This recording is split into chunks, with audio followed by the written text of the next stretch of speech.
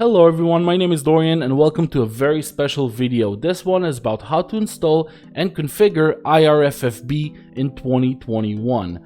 IRFFB is a program that sits between your wheel and the sim and helps you interpret the signals that the sim is giving you a little bit differently, so you can enhance understeer, oversteer, bumps, and curb strikes to get a very different sensation out of your wheel and have more accuracy and be able to react sooner to things that are going on the track.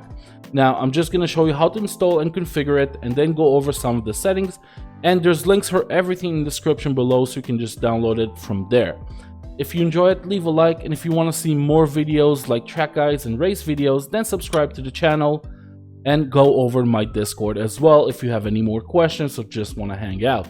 Let's get to it. So the first thing you want to know is IRFFB actually adds latency. To minimize that as much as you can, you need to install VJoy. It's very simple. There's a link in the description below.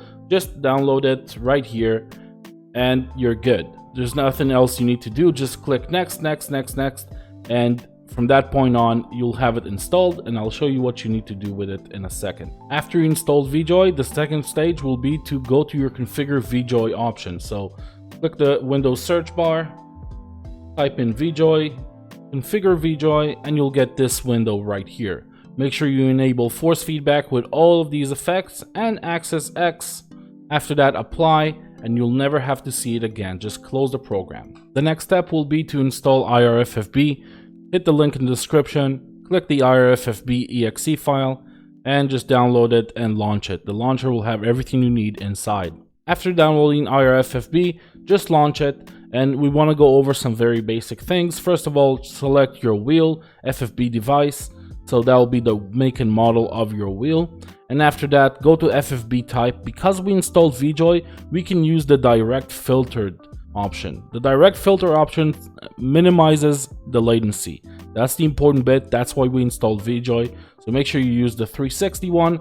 I'm not sure about the 720. I think the 360 works best, at least for Thrustmaster wheels. Do experiment with that and let me know what happens. So how would you know if VJoy is activated? You have the logger here, and it's going to tell you VJoy driver version in it okay, acquired VJoy device, VJoy FFB thread starting. That's going to signal you that the VJoy is activated and you're getting that low latency mode with direct filtered. Let's just go over the checkboxes very quickly. Use 360 Hz telemetry for suspension effects in direct modes. Yes, you want to check that. You'll get better information when using direct filter, which is our low latency mode. Use car specific settings and reduce force when parked. All three of those very important to check. Run startup and start minimize is up to you. Now the final setting will happen within iRacing, so let's hop over there. I just hopped into a car that I've never set up before just so we can go over everything. So if we just jump into practice, the first thing you'll notice is that you have no force feedback. There's nothing going on with the wheel, no communication at all. It's just spinning on its axis with no resistance whatsoever. To fix that, we need to resync the wheel, recalibrate it. So we go to options and just click steering and do the normal process. You can see, take it to the middle, should be around 100%. You can see this number is way bigger. Don't pay any attention to the fact that it's not in the middle here. It's fine. So it needs to be right around 100%. 65,535 is the number for my wheel. And click done. Take it to 900 degrees. And click done again. That's it. You should be getting force feedback from this point on. Yep. Works great.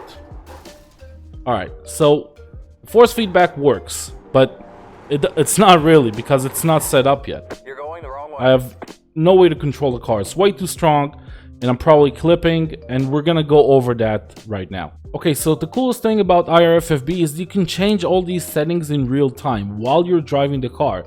We're just gonna open this window in a different screen while we're driving and tweak it in real time. Go for a couple corners and make a subtle change. Go for another few corners and make another change.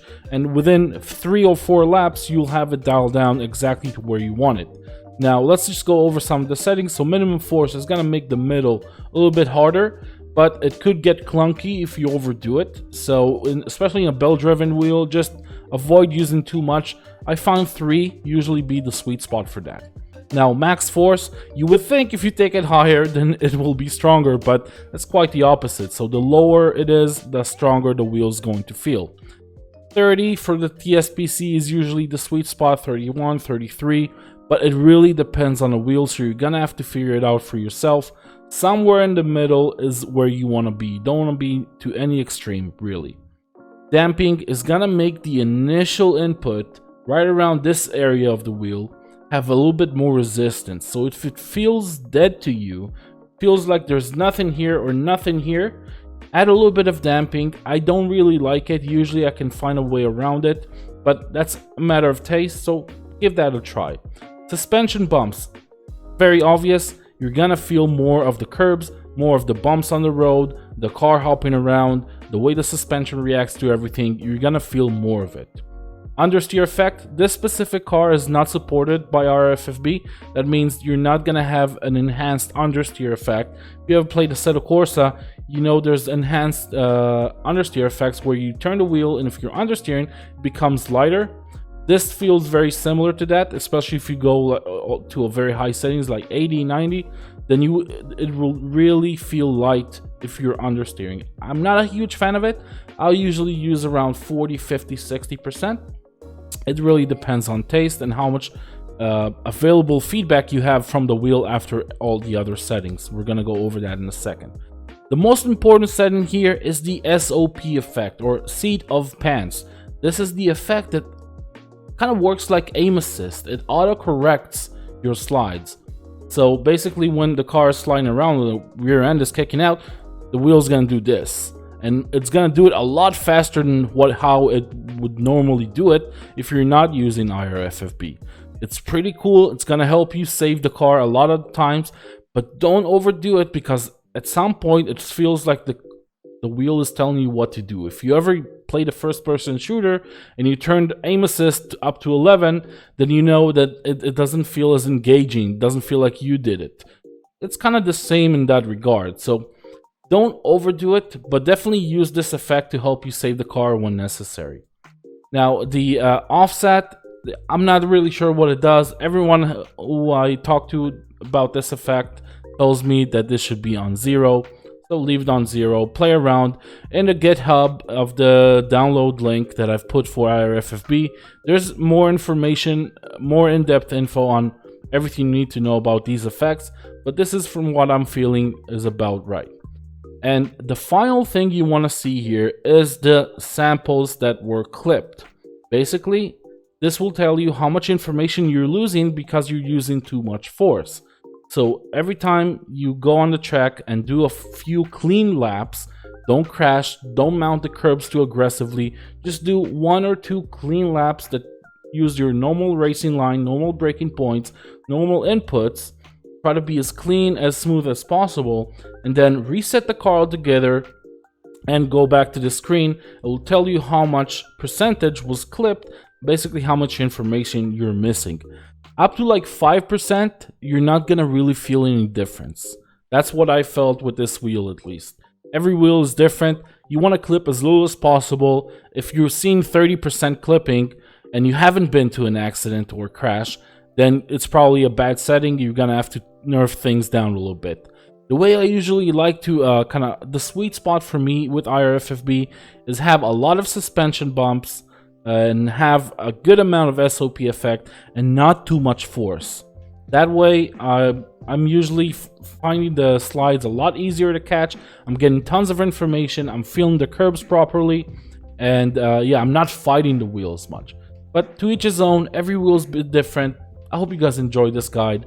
If you did, leave a like, subscribe to the channel, let me know in the comments what you think. Hop over to my Discord. I'll see you in the next video. Bye bye.